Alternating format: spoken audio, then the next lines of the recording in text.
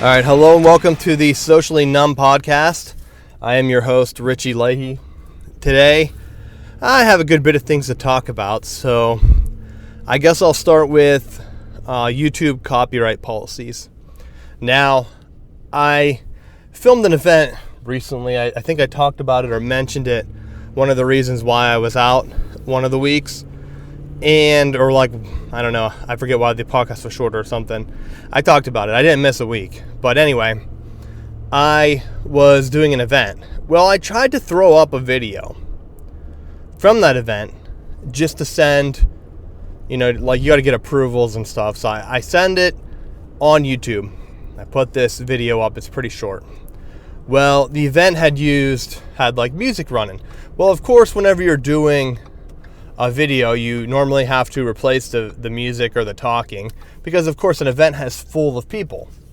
So I go ahead and I replace the music. Now, I normally use music from the public domain. I wanted to keep it as close to the classical music that was playing in the background. So you can do like that Shazam thing. And it turns out that the song was called like Meditation and This or something. It was an older song, usually just like a violin or piano. So I go ahead, pop that in, whatever the matched version was. And of course, that's a copyrighted replay from like 2010. Well, I go back and I'm like, I'll find the public domain. This isn't the public domain. I know it is. So I go to Wiki Commons or whatever it is that has the public domain listing. I find the song and there it is. I download the version. Of course, the public domain version isn't as good, but I figure, oh well, we can always replace this later. Let me just throw this up so I can send this around and have some people look at it and they can tell me what they think color-wise or whatever. So I throw it up, I send it around. I get an email saying that I've used copyrighted music. And I'm like, well, that can't be. I just replaced it. So I go in and listen to the matched song. It is some singer, no-name guy, never heard of him. Basically a nobody. As big as me. Like that's it. Like only a handful of people probably ever heard of this guy. He took that classical music piece and sung the worst song over top of it because it's not set up in a structure to have singing over it. It's classical music. They don't have like a chorus, verse, or whatever Kurt Cobain always joked about. It's just one big emotional uplifting piece, like just a big crescendo basically. So I'm listening to this thinking, well, that's not fair. I'm going to dispute this. So I dispute that. I type in like, hey, I'm using a public domain piece here, which I don't know if I gave the name. I was kind of mad. So I probably didn't give the best pieces of information I could to YouTube. Well, they go ahead and they file my piece as under copyright. They're still going to run ads, which is tacky as hell. So I've held back sending this piece out. It's been almost 2 weeks now. Well, I mean, if my like side business or whatever depended on this piece, it would be really harmful to me. I wouldn't be able to use YouTube. It's almost impossible because the public copyright, it's so easy for these copyright trolls to go ahead. I could be some idiot singer. Here, sing this verse over this classical music. That way we can copyright it. And then they go ahead and do that. Now, I know that they can copyright his performance, but they did it on purpose so that YouTube's copyright system will pick that up. So that's got me kind of pissed off this week. It's unfair and it's hard. Like, YouTube doesn't have a whole ton of music to pick from. They have maybe a handful of songs in their like little library creator. What they should do is just gather up all the free classical music, and if anyone kind of does crap like that, kind of automatically have people win cases against them. I don't know.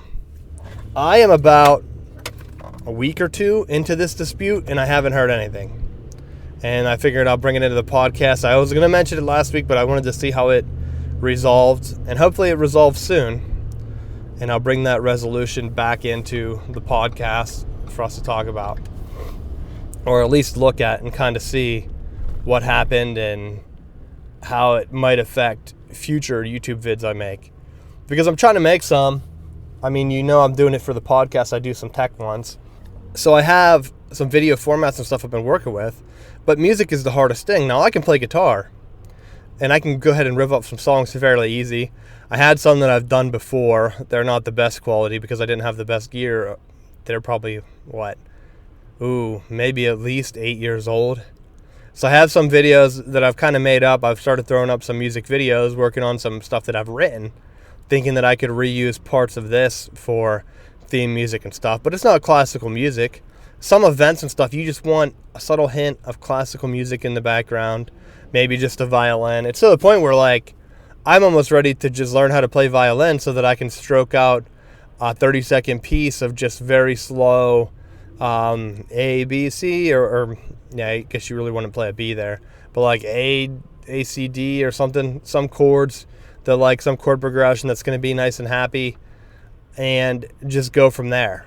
But I don't know. The copyright dispute it's frustrating because everyone's a loser. The small man's a loser. Like, YouTube doesn't care that I'm having problems. They don't care about me. They probably reached out to this guy and was like, hey, was it the song? And that guy's probably denying it. Like, no, I don't know. So I don't know if you can dispute it twice. Like, hey, they didn't ask me for more information. So I'm hoping, they have a whole matched library category. They can match that piece. It clearly sounds like it's not the best sounding piece. So, like, it's clear that this musician was lazy as shit. Lazy piece of shit, basically. And he just took that music and just sung over it because he was too lazy to write his own. Probably can't even do it. He's probably not... I could go on, but I'm not going to rip the guy. I didn't even give his name, but... I should start naming names. But I don't know. If this podcast is going to switch to YouTube, I don't want to be naming names and have my videos taken down because the copyright police are out. Anyway, moving on.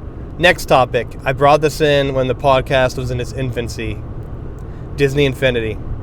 Well, I think I wrote about the death of Disney Infinity, where it was in the fall or something similar. I don't remember. But Disney Infinity was going out of business, they announced. So they announced they were going out of business in the fall. And I went ahead and talked about it on the podcast because I think we had just found one on deep discount.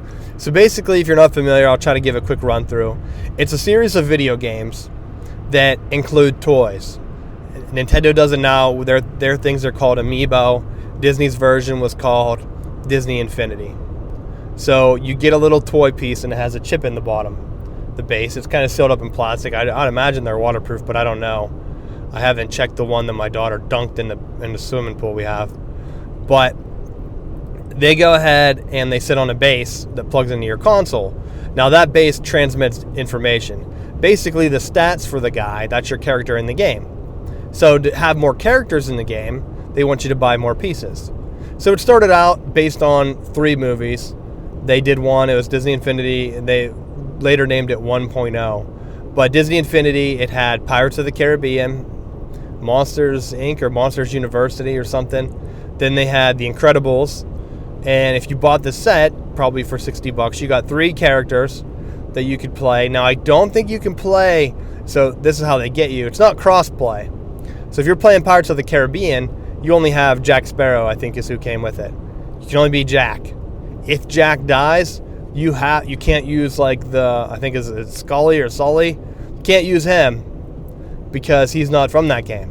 So then they sold other kits called, like, Sidekick kit, where you could be Barbossa, I think, from the Pirates, and there was like one from each of those 3 movies. Then they had a villains pack, which was it Davy Jones? I don't know, but it was like 3 other dudes one from each of those movies, so that you had a starter kit. So they were selling them to get more people into it. Then once that came out, they went ahead and released other movies. So for the first version, I think they had one for Cars, Lone Ranger, and Toy Story. Well, of course, I heard it was sold really well at first. But after a while, when you're just putting out new characters and wanting people to buy it, like I had a crystal Buzz Lightyear I got on sale in the fall when I brought this in. Like very deep discount because they were kind of going out of business. They didn't announce it yet when I bought it, I don't think.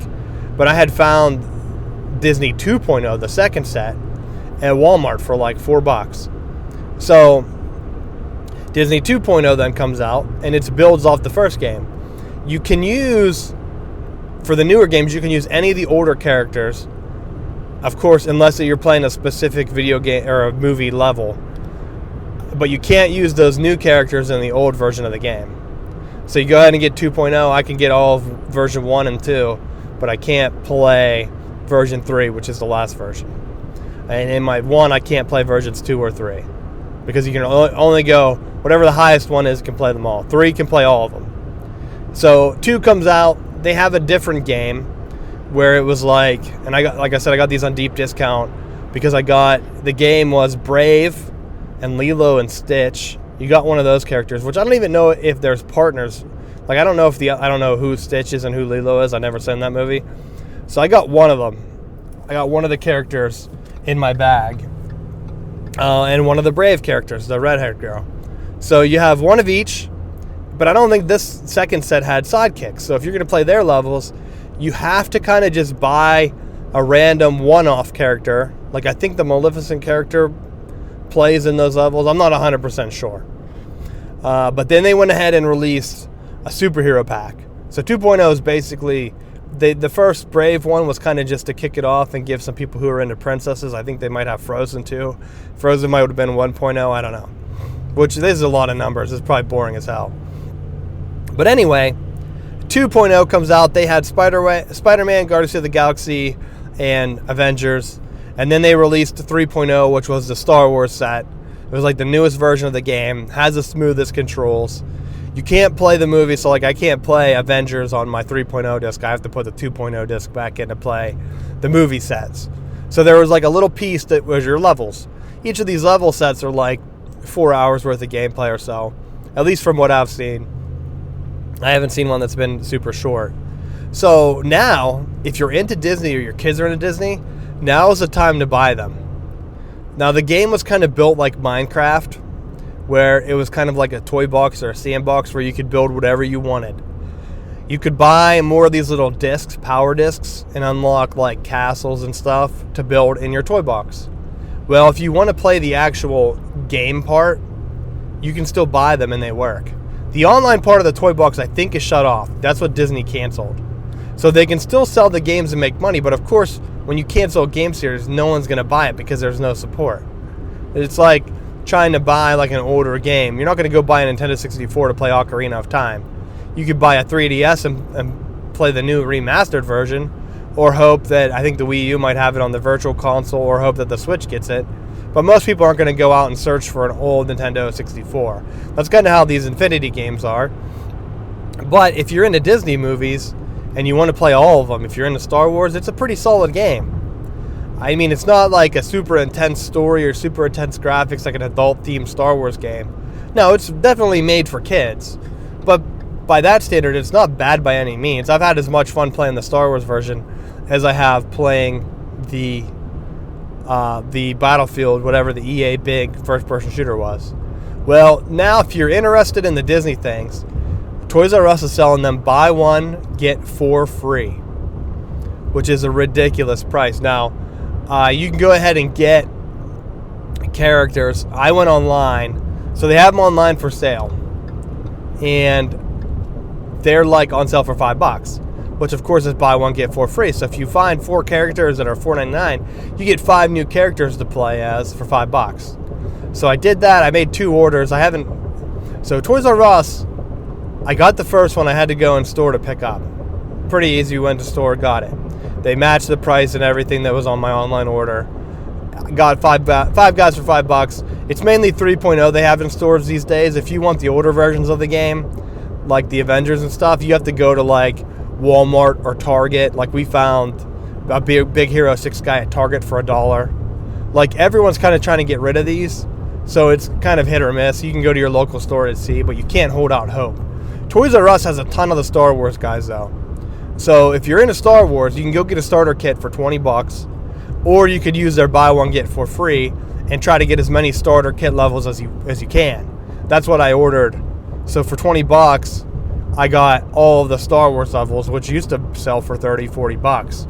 So each set that has its own levels comes with 2 characters. So you get a pretty good deal for $20. You get five of those for $20. It's $4 a piece. Star Wars has 3 different games.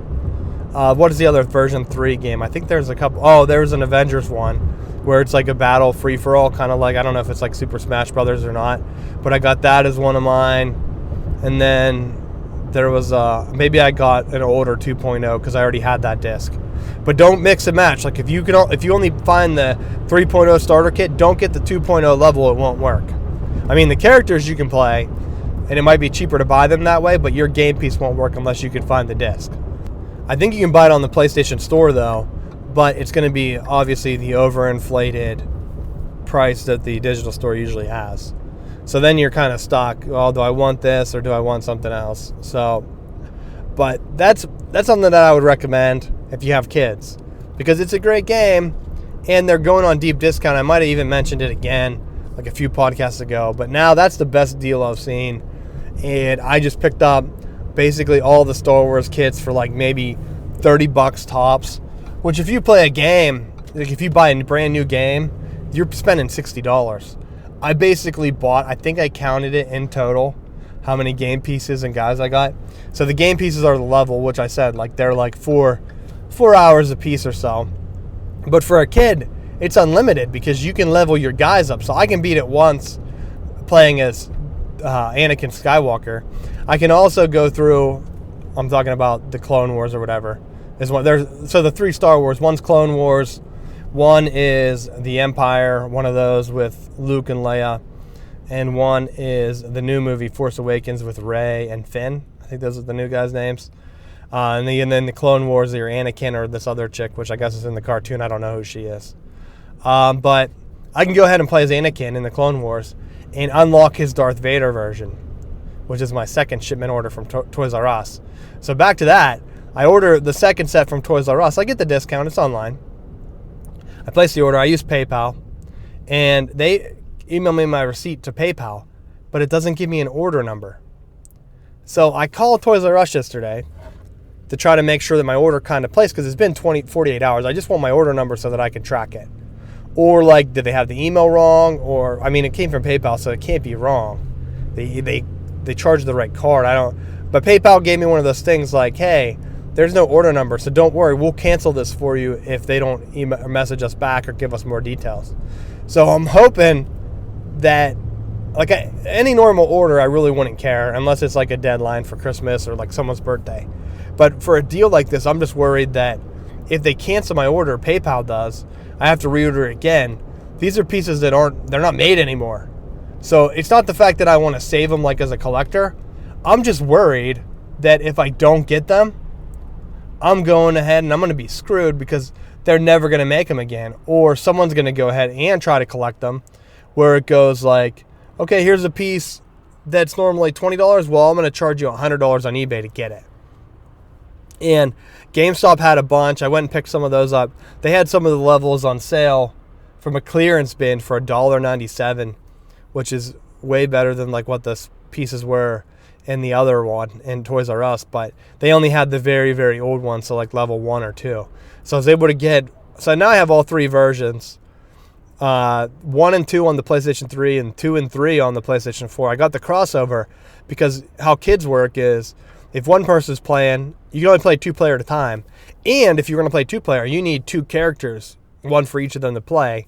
And if one of them dies, you need a 3rd character to replace. So if a guy dies, you just put a new character on the base, and then you become that character. And like I said, the levels level up. So as I level up Anakin Skywalker, I can give him to my kid and be like, hey, you're Anakin because he's the highest level. The game will be easier for you. Or it's like a good game to teach someone how to play video games. Most people like the Disney movies. So play through some of the easy battle levels and let them be a princess or 2. That's what I recommend with Disney Infinity. And I think it's a good game. I don't know why they're on such a deep discount. I know why. It's because Disney canceled them. But I'm surprised Disney didn't try to offload this and tell another company like, hey, we're going to sell you the code and everything for these. I know maybe quality control. They were worried that someone would cut corners with their properties and they don't like that. But they had pretty much a gold mine here. I don't know what the tech costs. I mean, they were selling these characters for $15 a piece. And $15 a piece, if the tech costs $10 to make, they're making a $5 profit. Now they're selling them for like $1. Like, I feel like when they first came out, maybe that was the case where they needed to be $15. I think that they could have went ahead and used, instead of selling different discs, they could have benefited by just making the game work with one disc. I mean, the download space isn't that big. I think it's taken up 4 gigabytes of space on my PlayStation. So I don't know. Maybe it is the tech in the pieces that is saving the game. Maybe that's why it's so expensive. I don't know. But I recommend taking a look for these because they are good games and kids love them. Kids love Disney. So give them a chance. Try to find them. It's a cheap game you can play with your kids. And I'll probably be touching back on that again next week if I find out if my order shipped or if I got it or anything like that. Now, for video games of the week, I'm going to go ahead. Well, actually, I have a couple that I could talk about. I don't know how I'm going to stretch this. It might make it into next week, or I'm definitely going to make at least this podcast longer than what they have been. But I'll start with Pokemon Go. So I haven't talked about this in a while. At least I don't think I have. They added legendary raids into the game. They also changed up how they did the gym system. So before, if you played Pokemon Go, you could go ahead and fight a gym battle and every day claim coins at any point. Once you claimed them, though, you were frozen out for like 24 hours, 23 hours. Sort of like the money-making game scheme of just going ahead and limiting your time to try to draw you back in the next day and the next day and the next day, and eventually trying to frustrate you enough to the point that you'll spend money on the game. So they changed that up to now your Pokemon can get coins, but it looks like it's limited to 50 a day, and they have to come back to you. So you can leave guys at a gym. The old system, as long as your guy kept winning, you could claim your 10 coins every day. If you had a guy at like 30 gyms, then you could claim 300 coins a day. Well, in the new system, you can only claim, so like I put a guy there, I tested this out on our vacation. We won and put our guys at a gym, and they were there for like 2 or 3 days. Well, in the meantime, we took over 2 or 3 other gyms, thinking that these coins would compound and you could get 50 coins a day. I think that's what it is, from every gym. No, it's not 50 coins a day from every gym. It's 50 coins a day total. So that total gym count is kind of a bummer. I was thinking that I could go ahead and get lucky, put the guy in a gym, and he would collect coins every day that he was at that gym. And then when we got him back, he would bring us back 200 coins. Well, no. He only brought us back 50, even though he was there for a couple days. So I emailed them asking about my coins. Like, hey, I didn't receive my coins. I thought that it was this, because I've heard people complain about the glitches and stuff. And, well, what happened? Nothing. I got a stock email from them saying, hey, people who had glitch coins, they're now in their systems. We fixed that. No personal response to my email, which they said they weren't going to because they have awful customer service. And it just makes me not want to play. I understand the point of the game. It's a free game, so don't tell me, hey, you're playing a free game, you can't complain. Well, if they want people to pay money, they need to listen to their customers. Because there's been times I've been close where if we were going to play a long time or go on vacation, hey, maybe it would be okay to just spend a couple bucks and get that. And I know that's not who they're trying to get. They're not trying to get the people who spend a few bucks here or there. They want the white whale. They want the guy that's willing to shell out $50, $100 every month or so to keep buying coins to play the game. And that's not the type of player I am. And most people aren't. So they're trying to draw people in. And they try to add in a community aspect to the game. So right now, if you go and play, the gyms, they added these new things called raids. where you and some friends can team up and take down a solid Pokemon. So like if I wanted to evolve a Gyarados or Gyarados, whatever it's called, I would have to get a Magikarp and hatch him from an egg or something to make sure that he was powerful enough so that I would end up with a good guy to fight in battles or take down gyms or raid or whatever. Well, with these raids, if he's there, you can battle him, and he's one of the ones, Magikarp, that you can take down by yourself. You can beat him and add him to your team. And every one that I've beaten in a raid has been an awesome guy to evolve. He's a good evolution candidate. Like the new guys, was it Chikorita or whatever, the grass guy from the new Generation 2 Pokemon? He has been in the game for a while, and I haven't caught a good version of him or hatched him. So I have never evolved him. I've had like a couple hundred candies. Well, his second form, Bayleaf, was in the raids. So I beat him, and now he's awesome, and I can update and get the third form finally to fight gyms with and have a good grass guy. Because everyone knows that there are good water Pokemon like Gyarados and the Vaporeon. So now I have the guys that I need to combat him. Well, they added these legendary raids, and they've been toying around with adding legendary Pokemon in.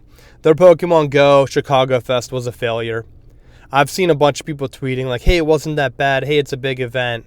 Like, no, if you're playing a phone event, you need to make sure that everyone has cell phone service. I mean, they do large events like this for football season, and no one ever has cell phone service. So they knew. They had to have known. They couldn't have been that naive to know that everyone would have cell phone service. Either that or these guys are the biggest nerds and they've never gone to like an outdoor sporting event because no one ever has cell phone service. You're better just turning your cell phone off and carrying like an actual camera, or just putting it in airplane mode and using your phone as a camera and then tweet the event later. But I don't know. It failed. They were supposed to give bonuses on your phone. I never get any of the messages even though I have them on for Pokemon Go. So I'm sure it's probably some iPhone setting, or they just get shitty messages. And every time I click on it to read more, because it only shows me like 3 sentences and then it's cut off, it just takes me into the app. Like I have no idea what the events are if they don't email me. And the emails come out later. I'm sure they do it to pay less cost, because a lot of things, if you're trying to email a bunch in one day, it's extraordinarily expensive. And so just going ahead and picking 1 or 2 to send is probably a lot cheaper if you just pick like, oh, we're going to send to like 1 or 2 of our list this day, 1 or 2 of our list the next day, and kind of spread it out. They'd probably have it much cheaper, and then most people don't get them. Like I get them after the events are over usually. So I don't know. It's frustrating. You have such a great game that people can enjoy, and you make it difficult to play. I'm pretty sure that they tier down based on your level how easy it is for you to get the Pokemon you need, because I've been hatching the same Pokemon from eggs every time. Like during that event, I hatched like 3 or 4 Ghastly. And that Ghastly doesn't help me. I'm still missing like a couple of the baby Pokemon. I think I talked about it on here. I've made no progress towards getting those ones that I'm missing. And it's frustrating. To me, if you want me to play, these raids are not the way to do it. I've played less since the raids are in. And I'm one of the ones that they're trying to get, because the white whales only get you so much because they get extra money from these sponsored categories. Like Starbucks and Sprint. Everyone does like a sponsored, hey, come to our event. The white whales, like you might spend $100 or whatever, but they get a ton of money from advertisements. And if people aren't playing, then they don't have that number. So I'm wondering how many people they count as daily players. Like I sign in just to spin and see if I can get the evolution items, which I've finally gotten all of them, but I still don't have any of the sunstones, which you need later on in the game, which I don't know if you need for Generation 3, so maybe I'll just give up for a while on spinning. I'm sure they'll change it so that they're easier to get whenever most of the Pokemon need them. I don't know. But like to me, there's no point in playing if it's a stacked game against you. It's kind of like gambling. Am I going to see a Pokemon that I need? No. I know I'm not. There's no way I'm going to. So they can go ahead and tell me that I'm going to, but I'm not. I know I'm not. So that's one of the ones. The raids were kind of a good idea. They should have just made them. It should have just been like the regular Pokemon game. Pokemon is a singular experience, is a single-player game. Sure, you can battle with friends and trade, and that's the aspect of the game they should have kept. They should have kept trades, and they should have kept single-player aspect. For these raids, you have to have like 10 people to team up with. I have a family. I have a 1-year-old at home. My kid is not going to be wanting to drive around in a car with random people driving around trying to catch these legendary birds. We've tried to go a couple times. The first time there was a raid downtown with a bunch of people going, we walked all the way downtown, and the game wouldn't load up on our phones. Like, raids weren't in our game yet, even though we updated and made sure we had everything. So it was basically just like a huge waste of time. So now I'm willing, like, I'm trying to weigh it against it, but I can't even play the game, so there's no point in me even trying. All right, now I guess I should explain how these raids work. So basically, if you go to a gym, normally a team has taken that over. So whether you're one of 3 teams, red, blue, or yellow. So you can go ahead and leave a guy at the gym, and that's normally how you battle. You can also spin at gyms now, which you used to not be able to do, to get like a gym coin or some special like bandage that wasn't as potentially available as before. So there you go. You have a couple different options to do at gyms now. Now the other thing with these raids are every once in a while an egg will appear and it will say, hey, a raid is coming to your gym by you. And if you click on it, it will show you on the map which one it is. And if you play a lot around where you live, you kind of know where they are. And it will give you a countdown. It will also give you a rating. It's usually rated 1 to 5, their skulls or whatever. So 1 to 5. That's going to tell you how powerful this beast is going to be. Now with this, you have 6 guys you can battle with. It is run just like an actual gym opening. So you can go ahead and do your gym battle, but instead of using one of your guys, you get to pick all 6. So it kind of makes battling these bigger guys not as bad, because you're fighting a guy that has maybe 10,000 hit points compared to the normal 3,000 if he's a 1-star, and you have 6 guys to take him down. So I've been able to take down 1-star raids by myself. I have also, now I fight with someone else, so it depends. I haven't confirmed, but I've been really close to taking down 2-star gyms by myself. And it's possible that I have, but I just don't know for sure. So I have the 2-star gym battles that I've been close. I might have taken it down by myself. I don't know. Now, the third one, you definitely need 2 people. I guess the second one depends on how many guys you have powered up. Because you can probably do, I'm level, 27, I think, 28, something like that. And I can go ahead and take these gyms down. At most, I would assume most people have, if they're going to play, they have at least one other friend they're going to play with. So I think that you should be able to take down, and this is just me, if you're going to have these legendaries, they're rated 5 stars, which means you need about probably 10 dudes to fight. Probably a 4-star you could take down with 3 to 5, I would imagine. The 5s are ridiculously overpowered. We tried with 2 on a 5, and we tried with 3 on a 5, or on a 4, I mean. So the 4 used to be the highest. We tried with 3 people on a 4 and got them down well below half, almost beaten. We just ran out of time. That's why you need, if there was no time limit, you probably could win. But they have a time limit. Maybe that's what they need to do. Just get rid of the time limit. Let me fight my guys, and if I have a whole team of guys, like a whole Pokedex of guys, let me fight them all. That's how you're going to get people in. By putting this time limit on and making me try to fight with 13 other people with a time limit, it's hard to get everyone in. I mean, so we've seen, and people have had problems connecting and not showing up. But that's my feel on these. They're rolling them out. They had 2 legendary birds. They're adding in a 3rd. I think Moltres this week. So they're going ahead and putting that one in the game. And with that, they're trying to draw in other players. But to me, it's not going to draw me in. I mean, yeah, there's only so many legendary Pokemon in the game, 10. So you could literally get a group of people that you play with and kind of travel around or wait and see and slowly get them. If you had a good day where there were 2 big legendary raids around you, you could get 2. Now, you don't catch them all the time, I've heard, where if you fight them and win, you have a chance to catch them, but they're hard to catch still. Then why not just do it 1 player? Let me be able to take them down by myself so I don't have to carry. I mean, it's got to be frustrating if you get a whole group of 13 people together, half of them catch them, they're not going to want to go catch another one because you can't leave them at gyms. So once you have 1 to fill out your decks, I think that's it. So I have a feeling that they're going to go ahead and they're going to try to they're going to change this system or whatever. Now me, I would definitely play if they made one different switch. If they allowed you to connect your Pokedex to a global Pokedex tied to your Nintendo ID. Because then you could play a version of the mobile games, either on the 3DS or on the Switch or on even the Wii U if they go back that far. I don't know. I know they have some Pokemon Stadium or something on there.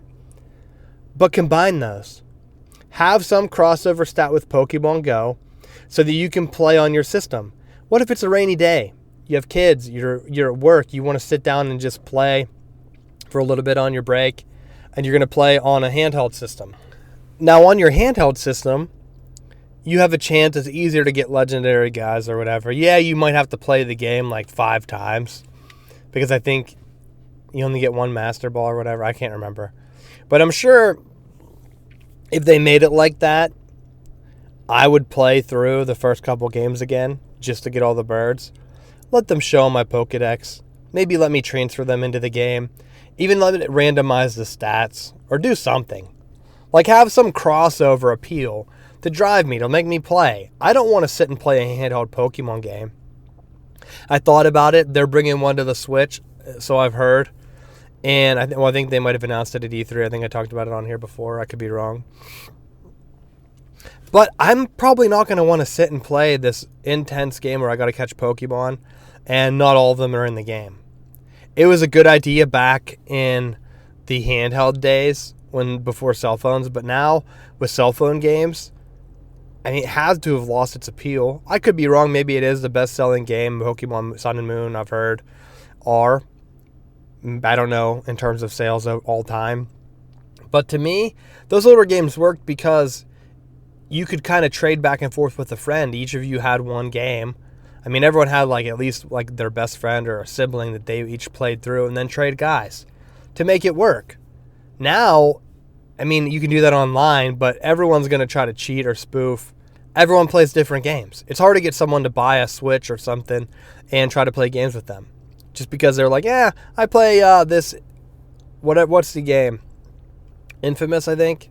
No, it's not Infamous. It's going to drive me nuts. It's that superhero game where you fight Injustice. That's it. So Injustice, you have that on your phones now. I think you do. Or at least there's some Marvel version too. And I know a lot of people that just play that. They don't buy video games. It's free. They kind of play. They use it as a time killer. I've kind of tried to get into Picross, the picture game, or Picross, whatever it's called, on the 3DS. I messed around with them a little bit. They're puzzle games.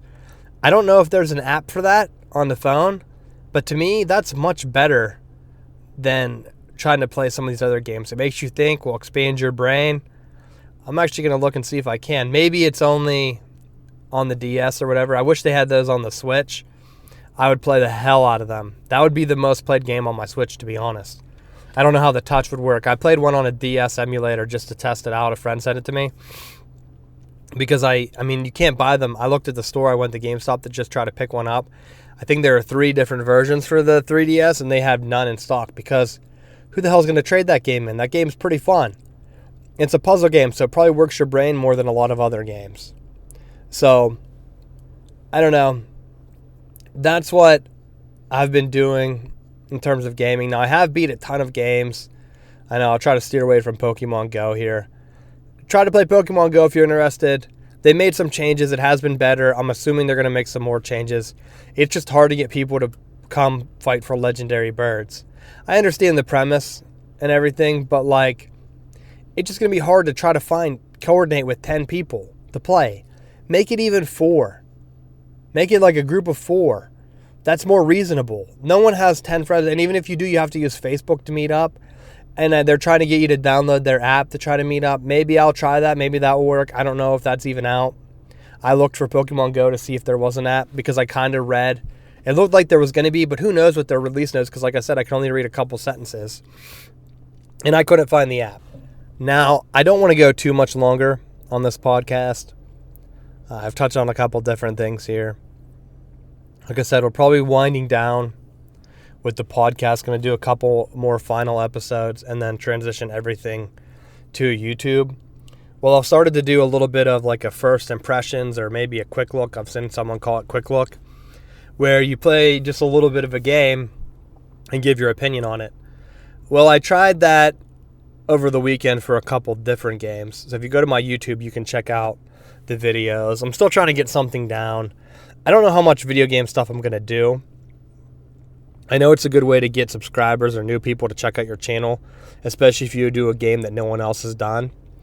And I've been doing that with the PlayStation Plus games. There haven't been that many I look when I go to do them. Well, I'm just not too sure. My tech videos do much better. I haven't done one for a while. That's kind of what this podcast started as, and kind of why I'm switching away. We're doing a lot of great things at Southbound Sports, so check that out. I mean, if you want to hear some of the more sports stuff, that's where you need to go.